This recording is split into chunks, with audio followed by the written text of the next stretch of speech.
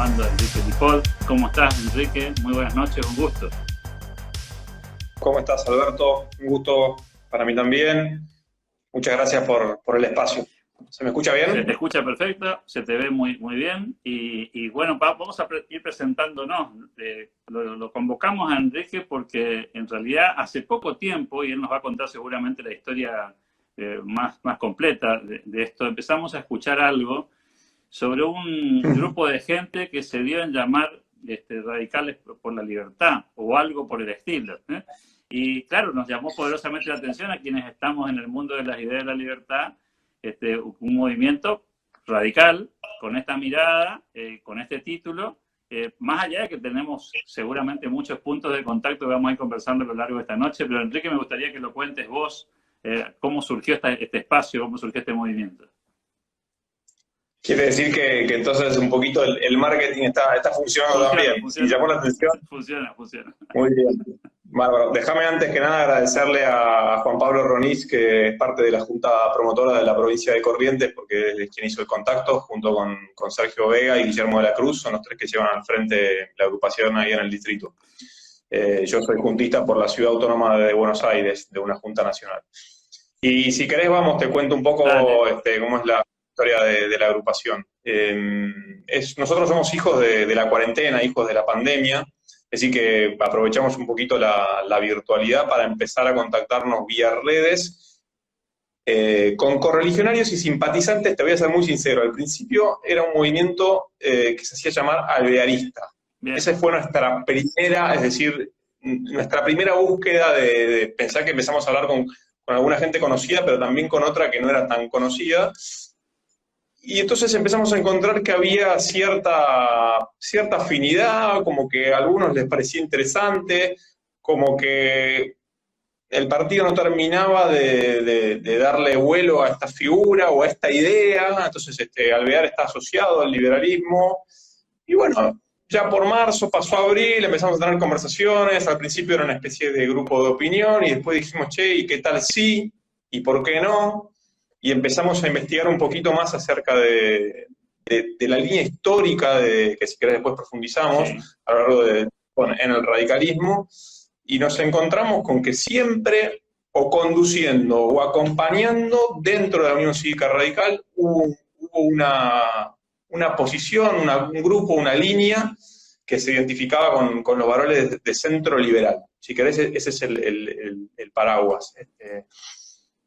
Entonces, empezamos a trabajar para formalizar una agrupación y tanto en lo territorial como en lo técnico nos encontramos con recursos súper valiosos y, como te decía, formalizamos algunos distritos. Hoy estamos en la provincia de Corrientes, en la provincia de Catamarca, en la provincia de Buenos Aires, en Santa Fe y en la Ciudad Autónoma de Buenos Aires, con juntas promotoras trabajando lo que es la cuestión territorial. Y después probablemente se formalice Tierra del Fuego y Entre Ríos en los próximos días, es decir, una cuestión bastante interesante, si bien estamos en un estado embrionario, muy atractiva, donde hemos encontrado material sobre el que trabajar, muy buena recepción, una sensación de que estamos en el lugar y en el tiempo correcto. Es decir, que nosotros hablamos entre nosotros y decimos, che, pero esto camina. Sí, camina, la verdad es que camina. Ahora me gustaría contarte un poco también la visión que tenemos práctica, pero si querés, como empecé con la historia, te voy rápido con el recorrido. O sea, el partido lo funda Alem, entre otros, con Francisco Barrotaveña y alguno más, y él crea un partido liberal popular. Es un partido liberal popular. Son dos palabritas que son difíciles de juntar, pero que Alem las había juntado. Es decir, así nace la Unión Cívica Radical. Bueno, después muere Alem, pero en la primera década del siglo XX, todavía, mientras Irigoyen va creciendo mucho, hay algunas conducciones del partido que son liberales. La de Pedro Molina, que es una figura que está perdida, digamos, por el partido, pero él se reivindica liberal. Y después aparece Marcelo Torcuato de Alvear, la gestión alvearista, una gestión, si se quiere, antipersonalista, con ese gabinete que funcionaba medio solo, pero una gestión ejemplar a los fines, es inaudito que la historia argentina no lo ponga en un lugar, y cuando pasa la historia, van pasando las gestiones y son cada vez peores, y vos decís, ¿qué pasa con esta gestión que nadie habla, ¿no? Bueno, hay dos datos muy interesantes, ¿no? Que es lo que contás, Enrique. Primero, bueno, vos sabés que los liberales, digamos, más tradicionales, si se me permite el término, siempre reivindican, por supuesto, la historia argentina desde Alberdi para aquí, como la construcción de la nación y con la construcción de este espacio, como una constitución claramente con defensa de los derechos individuales y una mirada muy liberal para la época. También hay una reivindicación fuerte de la generación del 80, con matices, por supuesto, por cierto, por algunas características de aquella generación, pero cuando venimos más acá en el tiempo, te diría yo que hay casi unanimidad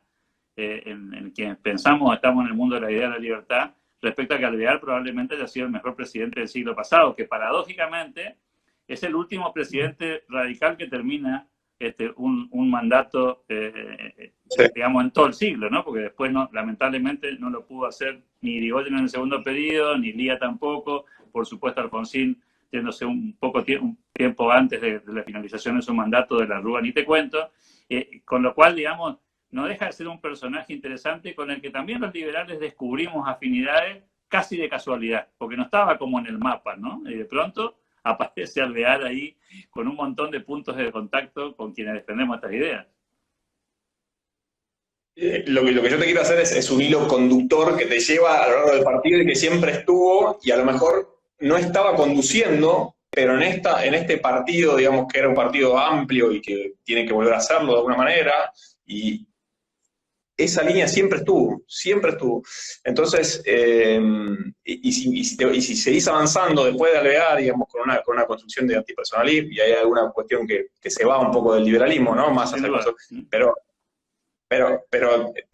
Tamborini, digamos, en esa elección contra Perón, él representaba claramente las ideas de la posguerra, el antifascismo, claramente estaba identificado, y en los discursos, vos lo buscás, y los discursos de ese grupo unionista, estaban estas ideas, por lo menos en lo macro, digamos, ¿no?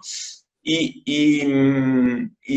ahí, cuando Tamborini pierde, es cuando cambia la conducción del partido y entra la intransigencia. Sin embargo, el grupo unionista sigue existiendo, se va con la Unión Cívica Radical del Pueblo. De hecho, el vicepresidente de Arturo Illia, Perete, es unionista, y después continúa con la línea nacional con Balbín. Entre Balbín y Alfonsín hay un presidente que se llama Contín del partido, que era de Entre Ríos, unionista. Y bueno, después viene Alfonsín, obviamente ahí vuelve a cambiar la conducción, pero después viene Angelós, acordate la elección del 89, claramente con un discurso mucho más liberal, y mucho más liberal en lo económico, ya ahí fuertemente saliendo a hablar de privatizaciones y demás.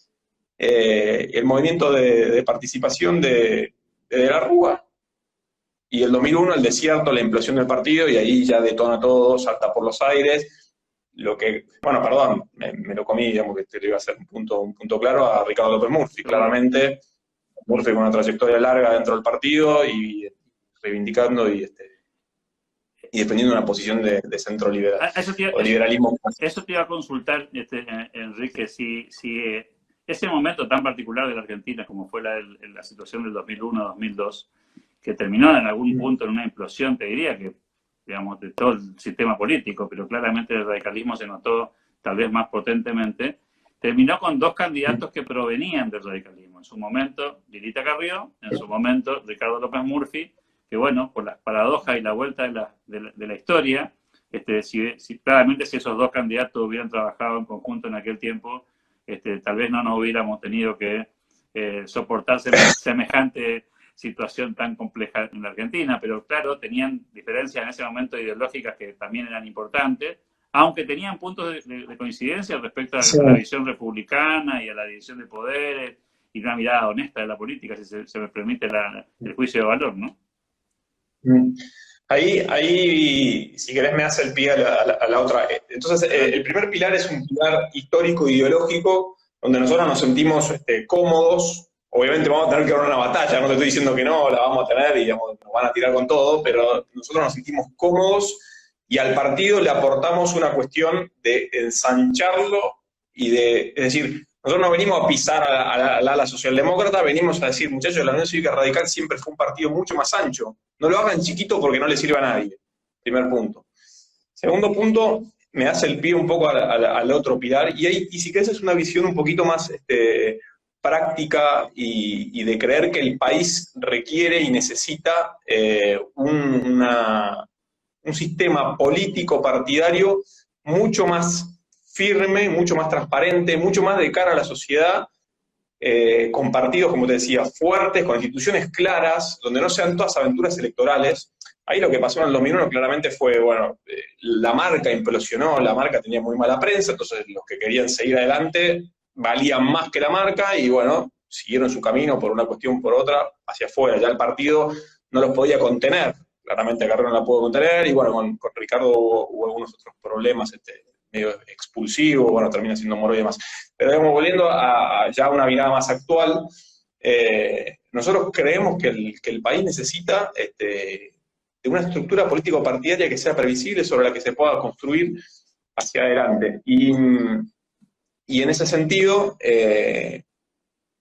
lo que quiero decir es, no estamos tan de acuerdo con las aventuras electorales que es a lo que nos está llevando la situación actual, ¿no? Empiezan a aparecer un montón de decisiones electorales en función a cuán taquilleros son los candidatos.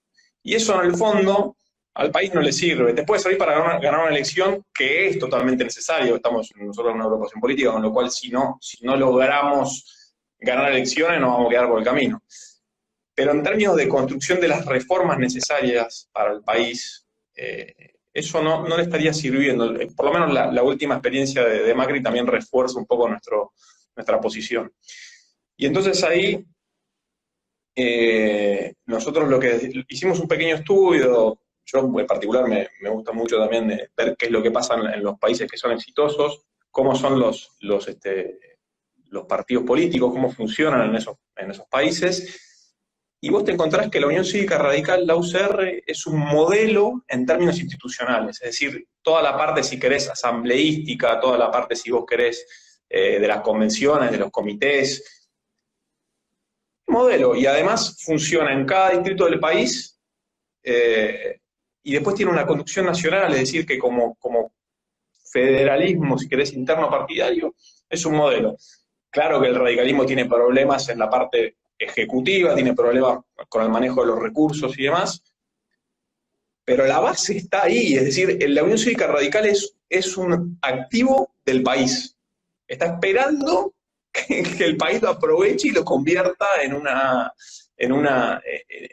digamos, aproveche las instituciones para generar debate técnico, para generar políticas públicas, para generar cuadros de candidatos, para subir la vara de los candidatos que lleguen, para que no sea cualquier cosa, que se te filtre.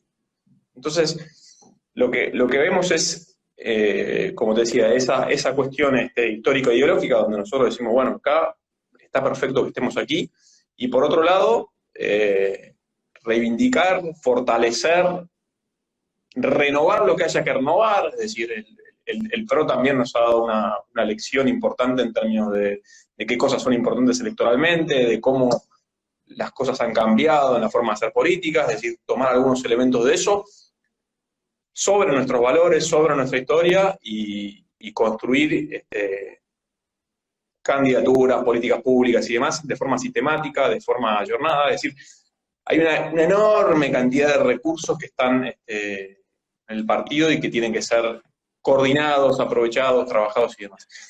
Y lo otro es esto que te decía, que el país aproveche la estructura política partidaria que le brinda el radicalismo. Son años de poder lograr una estructura como la que tiene el radicalismo. No es sencillo, no es de la noche a la mañana. No es un partido aluvional, digamos, en términos de lo que ha pasado en los últimos años en Argentina y en un montón de países del mundo donde aparecieron partidos, digamos, estos emergentes. Pero la pregunta que te iba a hacer era, veo por lo que contás que claramente se trata de un movimiento puertas adentro de la Unión Cívica Radical, pero mirando hacia afuera en términos de tratar de interpretar algún sector, digamos, de la sociedad.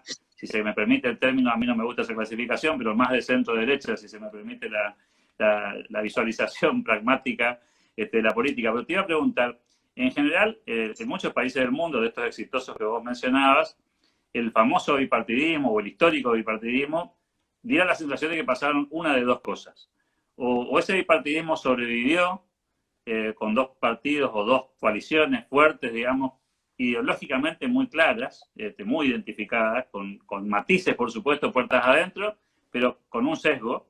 Caso de Estados Unidos con el Partido Demócrata y el Partido Republicano, que tienen sus bemoles y sus matices, pero claramente tienen un costado, entre comillas, más ideológico. Lo mismo el formato de las coaliciones chilenas, en algún punto el formato del Reino Unido, pero también ha pasado, y en América Latina somos testigos, de que algunos partidos políticos que eran dueños del bipartidismo tienen, digamos, una heterogeneidad que las convierten en una diversidad tal vez un poco difusa, y que en eso ya no conviven matices, sino que lo que conviven son, digamos, posiciones antagónicas. El peronismo tal vez sea una de las expresiones más claras de esta mirada, pero tal vez al radicalismo también le pasó, y mucho, en las últimas décadas, por decirlo de alguna manera.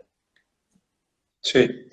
Mirá, la situación de Latinoamérica y de Argentina en particular requiere, en primer lugar, que todo lo que no sea populista confluya en términos político-electorales, al final, a la general, apoyar a un candidato. Eso nosotros lo tenemos clarísimo, por eso también te hacía la aclaración, nosotros no venimos a pisar y a decir que el radicalismo no tiene que ser socialdemócrata, tiene que tener una construcción y tiene que darle la posibilidad de generar una alternativa. En términos de un ejemplo, nosotros decimos, imagínate un país en el que alternen Marcelo T. Alvear y Arturo Illia. Ese, si querés, es lo que te puede ofrecer el radicalismo, digamos. Entonces, está bien, vos estarás en contra de algunas posiciones de Illia respecto del tema impositivo, pero sabes que el tipo no te va a hacer un desfalco en el Estado, no te va a venir a asaltar el gobierno, te va a trabajar con responsabilidad, va a generar un equilibrio fiscal. Mirá, yo también, digamos, en este estudio de los países exitosos, vos vas viendo que hay una alternancia entre un centro izquierda y una centro derecha, y sin embargo, el equilibrio fiscal. No se discute. Pero lógico, sí es lógico. Si la socialdemocracia necesita, no quiero meterme tanto a hablar de la socialdemocracia, pero digamos, la socialdemocracia necesita un equilibrio fiscal. En general, tienden todos hacia el libre comercio, es decir, está bien, habrá proteccionismo en algunas, pero en general el desarrollo es para la exportación, tanto en el centro liberal como en el centro socialdemócrata. O sea, entonces, sobre eso tenemos que tratar. Nosotros tenemos que trabajar para que todas las alternativas que lleguen a una elección presidencial sean cada vez lo menos populistas posible. Y ahí me engancho con la actualidad, digamos.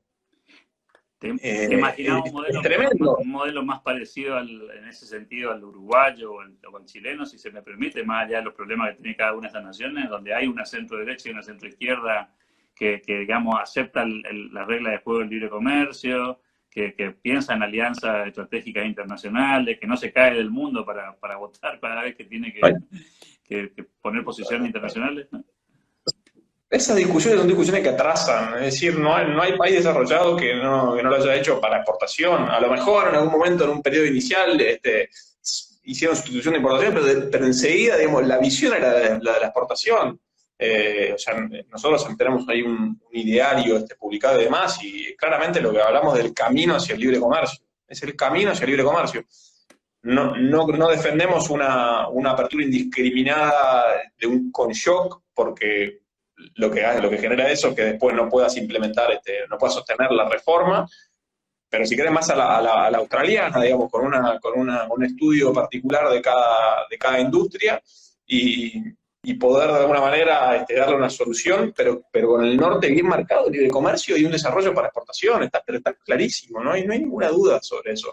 Y te digo más, es decir, el espacio socialdemócrata contra el que nosotros compitamos tiene que decir lo mismo, o sea, a lo mejor te revienta impuestos, pero en términos de la parte productiva tiene que bajar el impuesto a la producción y tiene que fomentar la actividad privada para un desarrollo para exportación. Ahí no hay mucho que discutir, digamos. Y ese es el gran problema de Argentina, porque es como que hemos involucionado en las discusiones. Hoy todo se discute, en términos de seguridad todo se discute en términos de justicia, discutís en cuestiones económicas que son básicas.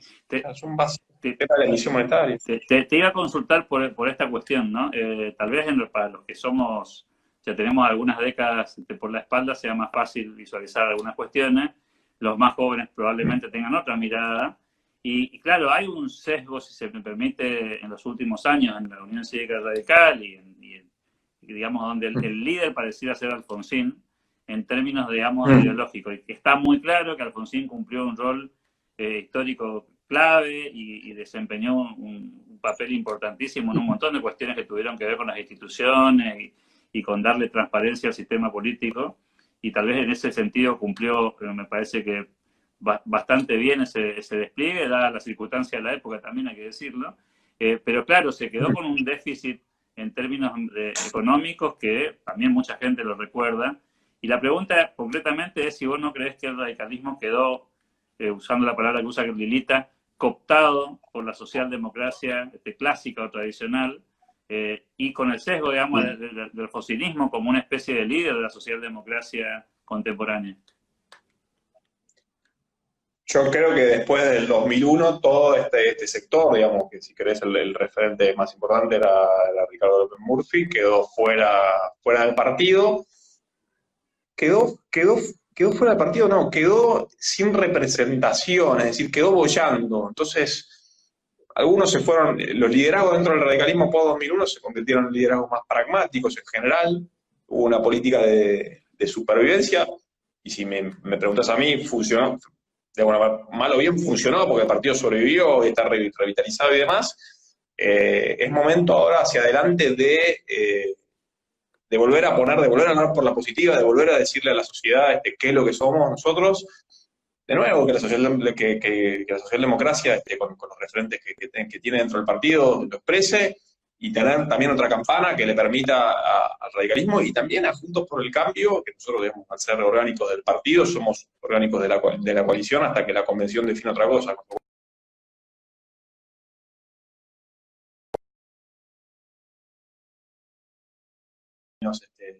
De la agrupación, finalmente se decidió tener una posición no tan marcada, si querés, si me permitís un poco.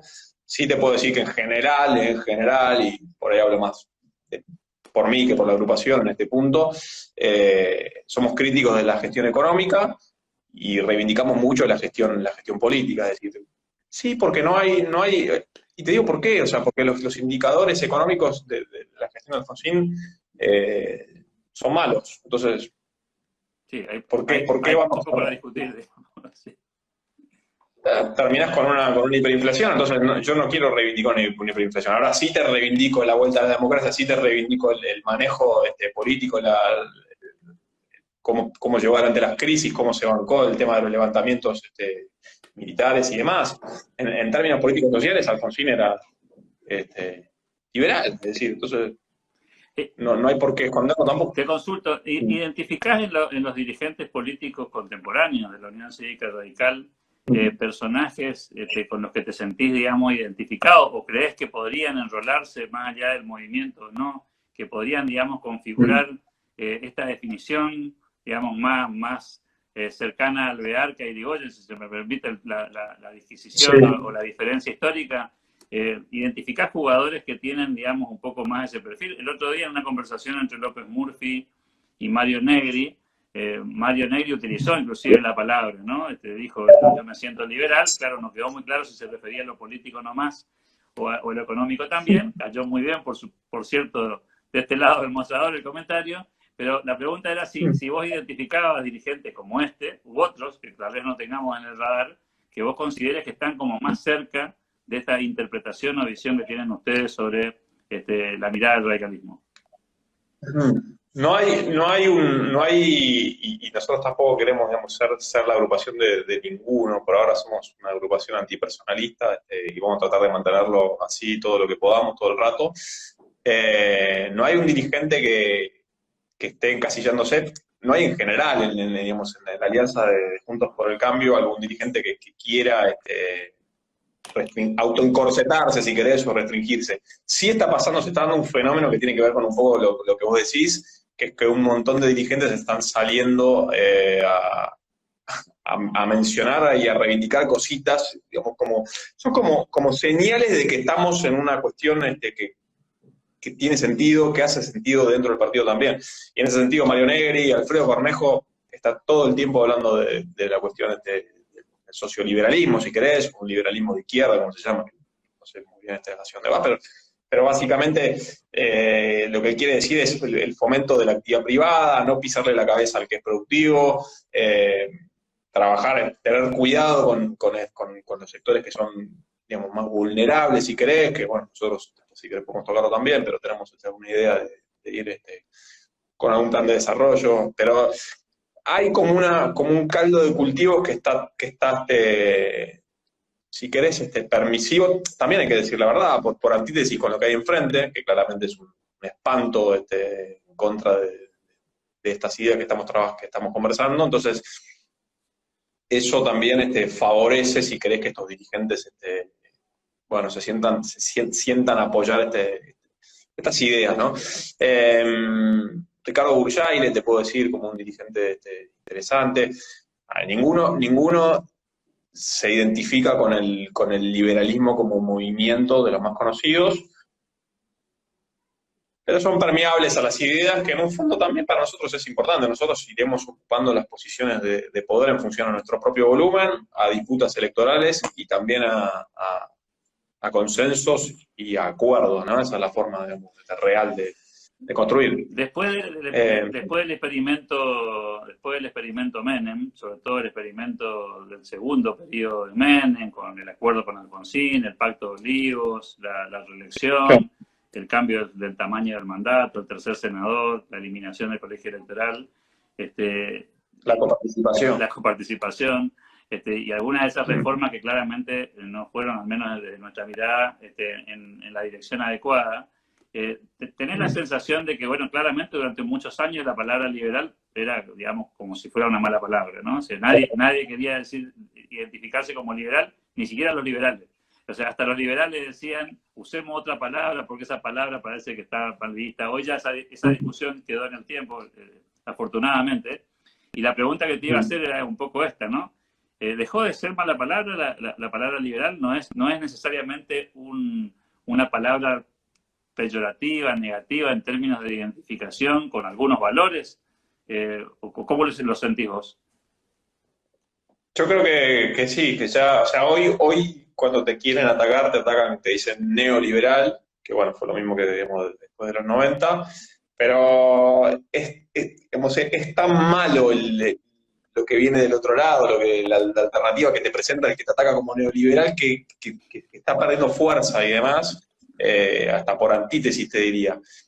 Hoy la otra palabra, bueno, el otro concepto es el tema de la república, que está muy en boga, sí que está hasta ya demasiado colonizado, pero nosotros, digamos, de alguna manera lo reivindicamos porque el radicalismo siempre ha sido garante un poco de las instituciones del país y de la división de poderes. Entonces, si querés, con esas dos palabras, nosotros elegimos poner la libertad adelante por una cuestión de esto que decíamos antes, ¿no? De tener un posicionamiento claro, de que cuando una persona lea un poco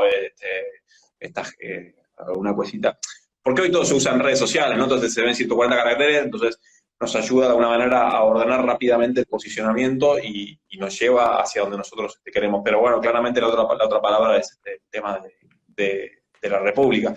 Y sí, creo que está dejando de ser mala palabra en general. Y como te digo, los únicos que te tiran piedras así fuerte en ese sentido son los que están construyendo la alternativa populista, que se cae a pedazos, digamos, se cae a pedazos por si lo estamos viendo, ¿no? Lamentablemente. ¿Considera que es una oportunidad también educativa con la sociedad hablar de radicales por la libertad? Digo, por esto que vos planteabas, ¿no? Porque tal vez la palabra radical está más asociada para esta generación, para la más nueva, digamos, con Alfonsín, con la socialdemocracia clásica, inclusive alguno lo habrás escuchado, lo plantea en términos de que se trata de un partido que está en la Internacional Socialista, y entonces hay como una mirada ahí también negativa o peyorativa del radicalismo, como alineado en el mismo espacio en el que están obviamente los más duros seguidores del populismo contemporáneo, digamos, y la pregunta sería ahí, ¿por qué no fue Radicales por la República y sí fue por Radicales por la Libertad? Porque por la República son todos los radicales, básicamente. O sea, ahí no hay tutía. Por más que esté la Internacional Socialista, si vos escuchás los discursos, sí, son republicanos, son, hasta te diría, capitalistas, como te decía antes. Si vos escuchás a los finlandeses, está bien, tendrán impuestos altos y un Estado grande, pero está claro que la forma es la producción del privado, la productividad del privado y las libertades individuales. Y, ¿cómo era la pregunta? ¿Por qué? ¿Por qué finalmente radicales por la libertad y no radicales por la No, está república? bien. Pero está claro la No, respuesta. está bien. Sí, en general eso, y la justificación un poco histórica e ideológica es que siempre dentro del partido hubo un grupo, como te decía, que en algún momento condujo y en otro momento acompañó, pero siempre una línea estuvo identificada con esta línea más de centro liberal. Así que en ese sentido, de nuevo, estamos cómodos. Y después hacia afuera, si no es una batalla cultural que hay que dar y educativa, sí, totalmente. Totalmente, por eso al principio te decía el liberalismo popular, o sea, y qué desafiante que es, ¿no? Porque Totalmente. realmente, sí, es como a ver, y esta es si querés, una percepción mía del liberalismo en general, la sensación es que el liberalismo como grupo se agrupa mucho a lo académico y entonces deja un poco de lado esta cuestión de la popularidad. Por supuesto, viene Javier Milei a decirme, vos estás totalmente en pedo, yo estoy haciendo lo opuesto. Sí. Pero no deja de ser cierto grupo que accede a esas ideas, ¿no? Entonces, ¿cómo lográs penetrar? Porque si no, tampoco vas a lograr la mayoría necesaria para llegar. Vas a tener que llegar con alianzas y entonces, bueno, se va a diluir un poco, ¿no? Para tu tranquilidad es el debate dentro del liberalismo ese, ¿no? El debate del liberalismo es cómo ser más popular y cómo conseguir que la sociedad en su conjunto, primero, saque la barrera, protección, digamos, ante cualquier cosa que se parezca al mundo de la idea de la libertad, y en segundo lugar, por supuesto, que las vaya adoptando. Nosotros tenemos la hipótesis de que la gente es mucho más liberal de lo que imagina, pero claro, nunca se la contaron de esa manera, ¿no? Yo creo que también, y creo que es el momento para decirlo, el momento para comunicarlo, es el momento para llevar estas cuestiones a fondo, ¿no? Para salir a hacer esta docencia sin creerse más que nadie, porque también ese es un desafío también, como lo vuelvo a remarcar, por ahí no quiero ser repetitivo, pero nosotros no venimos a pisar al otro, al contrario, venimos a buscar mínimo denominadores comunes que cuando vos vas al mundo están. O sea, es una cosa que pasa la alternancia y va a pasar cuando vos, qué sé yo, de repente vas a una cuestión más liberal y el país despega y bueno, entonces la desigualdad por ahí aumenta y entonces cuando el que alterna viene, pero está bien, digamos, es parte de lo que funciona. Pero la vara sube, los mínimos denominadores comunes suben, no tenés déficit de 7 puntos, no emitís a lo pavote la moneda, no estás. Tenés moneda. Bueno, tenés moneda, no discutís el tema de la libertad sindical, si querés para salir un poco de lo económico, o sea, no discutís cuestiones clientelares en términos de las cuestiones democráticas, entonces todas esas cuestiones hay que revisarlas. Y hay un tema más. Sí, te escucho. Dale, No, te perdón. escucho. Hay un tema más, me decías, ¿no? No, y un tema más que no tocamos, que es el tema del federalismo, ¿no? El federalismo real, que por eso yo te mencionaba la coparticipación con la reforma de la Constitución. La verdad que la coparticipación ha sido un lastre para el desarrollo del país, completamente. O sea, en los países donde funciona el desarrollo, los estados compiten entre sí, compiten por las inversiones, compiten por los recursos, compiten, si querés, hasta por las libertades. Con los impuestos. Bueno, totalmente. Pero también no sé, qué sé yo, se me acaba de ocurrir, pero Utah, en Estados Unidos, tiene una concepción de político-social completamente distinta y compiten también por eso. Es decir, el que quiere, el mormón que quiere ir, va y se mueve de estado en función o sea, no solamente para no quedarnos solo en lo económico, digo. Y entonces nosotros... No quiero desaprovecharte, Enrique, en este último minuto. Me gustaría que me cuentes un poco el derrotero hacia dónde van caminando, ¿no? ¿Cuál es un poco el proyecto? ¿Cuál es un poco la mirada de mediano plazo? Sé que están rodando, contaste un poco los distritos en los que ya empezaron a trabajar. ¿Cuál es un poco el proyecto? Si se puede contar algo de esto. Sí. La idea es disputar posiciones de poder, en principio dentro de la Unión Cívica Radical.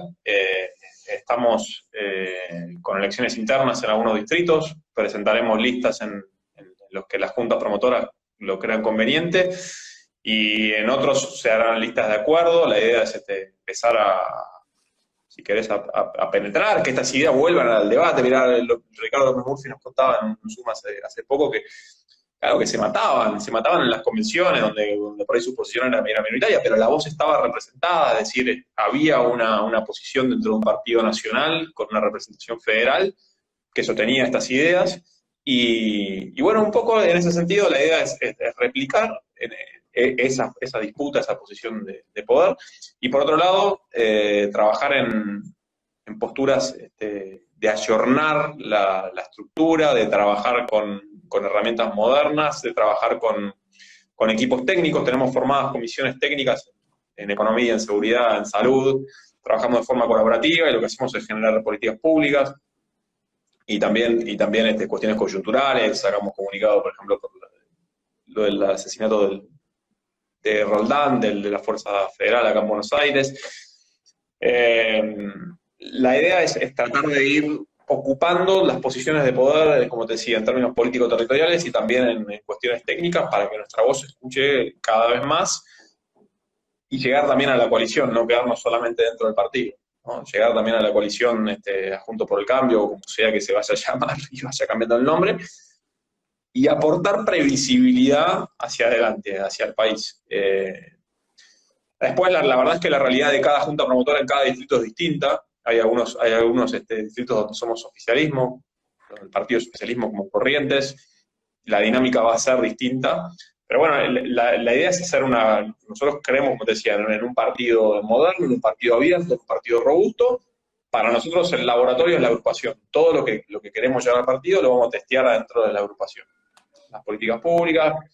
Creemos mucho en esto de los ministerios en la sombra, entonces de generar una estructura que pueda dar respuesta ante los mocos, pero bueno, ojalá que en algún momento dejen de ser mocos, ¿no? Pero digamos, mientras tanto, generar esta posición, darle valor al militante, al recurso, que pueda venir a opinar a la comisión técnica y que eso se convierta después de un debate y con si querés, con alguna supervisión o edición de un profesional. Por ejemplo, en economía tenemos un doctor en economía, digamos, que es el que supervisa un poco la posición de la comisión en economía, pero tenés aficionados que quieren opinar y quieren dar su opinión, y entonces se valora también el tiempo del militante. Enrique, te comento dos cosas que me parecen importantes. La primera, obviamente, que sepas que este think tank, este modesto think tank que está en Corrientes, que es el Club de la Libertad, siempre va a tener espacio para esta discusión y este debate, porque somos de los que creemos que hay que fomentar y promover todo aquel espacio que promueva de una u otra forma la idea de la libertad. No creemos en el modelo del partido único ni nada que se le parezca, creemos sí en la capacidad de que los liberales, como decía Guy Sorman en los 80, puedan perforar todas las líneas en los partidos políticos tradicionales, nuevos, no importa, esa otra discusión. Y en segundo lugar, me permito pasar el aviso parroquial. El Club de la Libertad tiene un ciclo de homenajes que hace todos los sábados, reconociendo el legado de personajes que han aportado la idea de la libertad. Vamos desde los más históricos y clásicos a los contemporáneos. Y el mes de octubre es un mes muy particular para nosotros, porque tenemos el próximo sábado, mañana, el homenaje a Nicolás Avellaneda, a nuestro juicio, uno de los presidentes más interesantes que tuvo el siglo XIX. Luego vamos a estar homenajeando el día 10 a Marcelo T. Alvear. Y es la primera vez que lo hacemos. Bueno, así que vamos a estar invitándote a vos y a todo el equipo para que participen con nosotros de ese homenaje hecho por liberales. Pero en la Avellaneda también, Avellaneda es otro, digamos, si querés, ignorado, no sé si decir olvidado, pero ignorado. Así que también. Así que la invitación a que trabajemos a la distancia, pero en conjunto. Tenemos muchos amigos que están con el movimiento que ustedes han dado nacimiento, así que cuentan con nosotros seguro para lo que sea necesario. Y ojalá que esta no sea nuestra última conversación por esta vía, Enrique. Te agradecemos muchísimo tu disposición, tu tiempo, tu generosidad, y sabés que estamos a las órdenes desde aquí. Bueno, Alberto, muchísimas gracias por el tiempo. La verdad que me sentí muy cómodo con la entrevista. Tenía muy buenas referencias tuyas, ya te lo había dicho también. Siempre te rodeas de gente equivocada. No, no, de verdad que muchas gracias, se han cumplido las expectativas de sobra, así que estaremos en contacto. Un abrazo. Te súper agradezco. Abrazo grande.